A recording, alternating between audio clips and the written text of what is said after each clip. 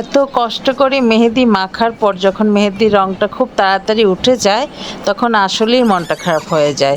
আসসালামু আলাইকুম, কেমন আছেন সবাই? আশা করি ভালো আছেন।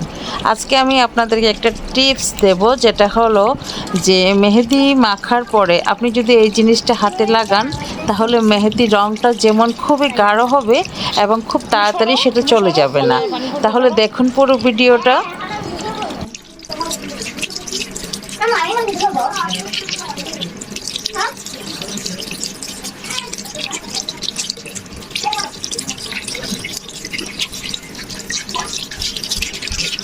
দেখে দিচ্ছিল না করতেছে না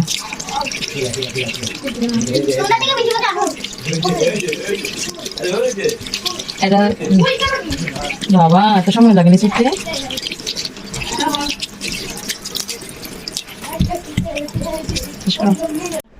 হাত ধোয়ার পরে এই যে কালারটা দেখতে পাচ্ছেন, এই কালারটা এত সুন্দর, কিন্তু দেখবেন দুইবার হাত ধোয়ার পরে এই কালারটা কিন্তু আর থাকে না, বা পরের দিনে কিন্তু এই কালারটা থাকে না। যদি আপনি এই কালারটা রাখতে চান তাহলে এই টিপসটা আপনাকে ফলো করতে হবে। তাহলে দেখুন আমি কি করি।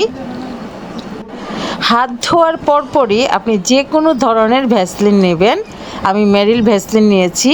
তো ভ্যাসলিনটা হাতে নিয়ে আপনি পুরো হাতটাতে অ্যাপ্লাই করবেন। পুরো হাতে এই ভ্যাসলিনটা লাগালে হবে কি, খুব তাড়াতাড়ি মেহেদির রঙটা চলে যাবে না, এটা বসে যাবে। আমি এটা করি সাধারণত, দেখি যে আমি না অনেক সুন্দর কালারটা আরও গাঢ় হয় এবং থাকেও অনেক দিন। তো আপনি এই টিপসটা ফলো করতে পারেন।